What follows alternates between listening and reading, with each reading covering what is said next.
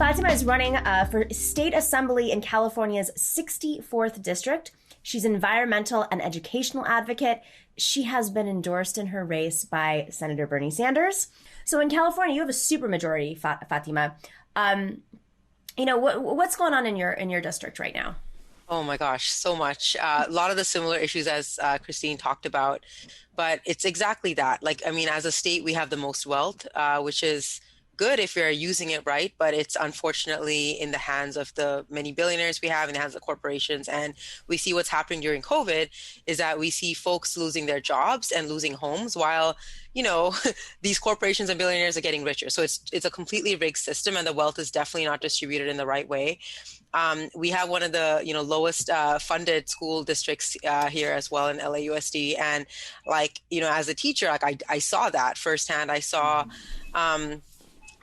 how much that impacted my students, because there's so much you can do and how hard a student can work, how much a teacher can bring, but then there's limits in when resources are limited. And there was a lot of that. So there's definitely that issue. There's the issue of the cost of college. It's so expensive in California as well.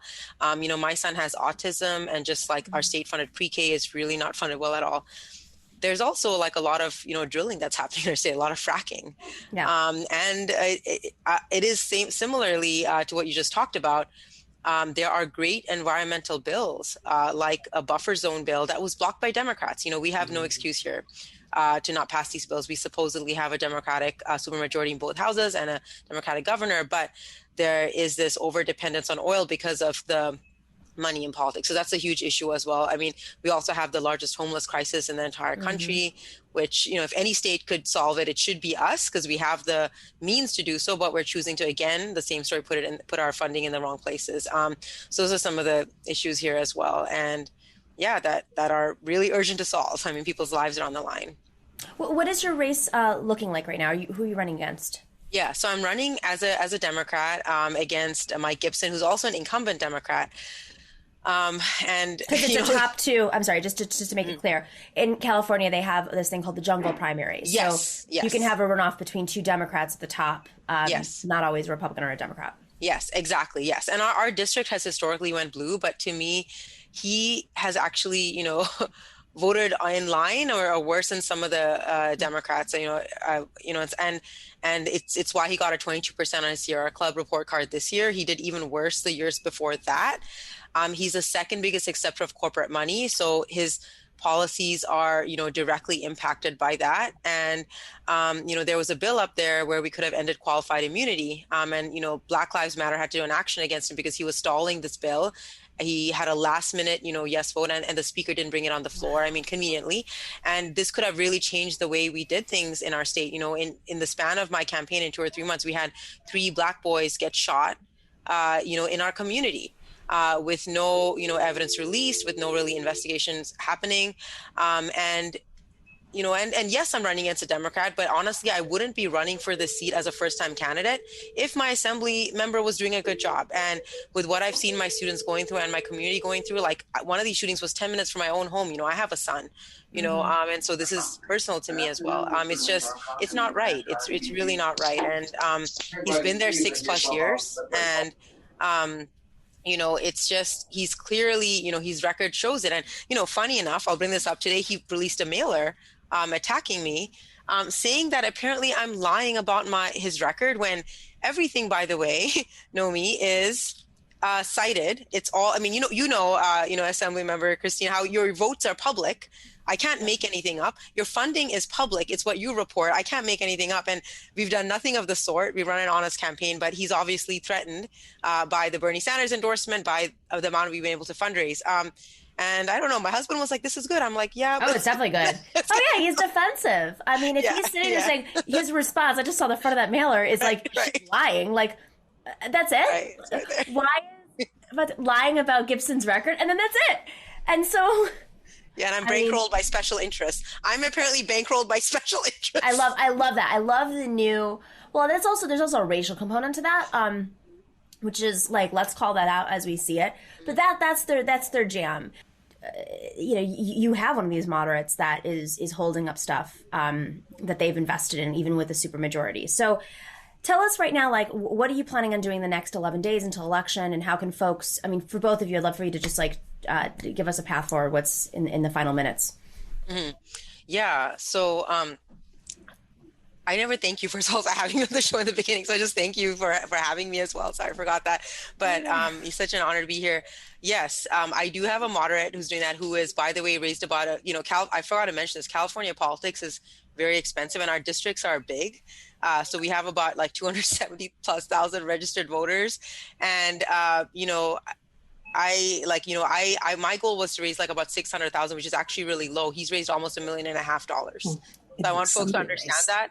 And it's 99% like all from, these big, oil company donations, casino donations, payday lenders, real estate, you name it. So, my donations are 99% the other way, individual and, corporate PAC free and everything. And so honestly, what I'm feeling in my mind right now, that I'm feeling most anxiety about is you said it right, Nomiki. Like, I'm actually trying to fundraise another 40,000-50,000 these last 7 days, because honestly, we've sent out our mailers. He knew probably this would happen. And if we don't raise the money, we wouldn't be able to defend ourselves at this point. And that's unfortunate. Like, we've exposed his record, but at the end of the day, voters are busy. And if they're seeing more from him than me, I mean, that's going to be unfortunate. It's not me, right? It's not about me or Christine here. It's about people's lives. Like, it's about Black boys not getting shot. It's about having clean water, which I didn't have at my school. It's about good schools. It's about making sure people, like, these policy affects people's lives at the end of the day. Like, this is politics, yes, but people's lives are affected. And so, like, basically when people donate, I want them to know that, like, in getting us, we're just the vessels. We are simply going to be listening to the voices and hoping to make our lives better, living in the district, our families' lives, and the lives of our neighbors. That's what it's about. And, Christina, I just wanted to address my opponent did the same thing. All of a sudden, I had debated him earlier, and, California passed a very preliminary Green New Deal. They didn't really pass it. They introduced it, and it wasn't really nearly far enough. But he, miraculously signed on to it yesterday as a co-author. Like, I'm like, all because I had been attacking him on his environmental record. And, all of a sudden, he's like, I've done especially well this session, especially on the environment, when he's one of the lowest voting, the worst voting on the environment. And so they'll do anything to just really get elected, and they'll lie. And I think that's the difference between me and Christine. We won't lie. Like, we can defend our record. We can defend our community work, right? And I think that's the saddest part, that they can buy this election unless we get donations. And so, yeah, like, I hope we can, my website is fatimafораssembly.com. And if you can donate generously in California, our maximum donation is $4,700. And so if you, which is, good and bad, but if you're able to right now and you're not real estate, you're not, from the oil companies, you can donate, please use your privilege and donate. I'm not going to say no, Well, because just to put it in perspective, like, a mailer is like at least $30K to mail out, and you need a few days to do it. You have to. I want people to understand, like, it's great that these endorsements come last minute, but if you have that money earlier, if you have those coalitions earlier, you're really able to fend off these attacks earlier. All right, we're going to put all of your links in the descriptions. Guys, 11 days, this is how we win elections. If they're going to pound them with negative ads, if they're going to do the smears, this is one thing I really want folks to understand. It is not easy to run as a progressive woman, as a working class woman. You have to hit all these other metrics that, in general, like with Democrats, they're never going to look at you. But then you have to, like, raise a certain amount of money, have a staff, before even the big progressive names come in and say, okay, now you get the endorsement. It takes so much more work. You don't have all the wealthy friends. You don't have the $11,000 donations or $4,700 donations.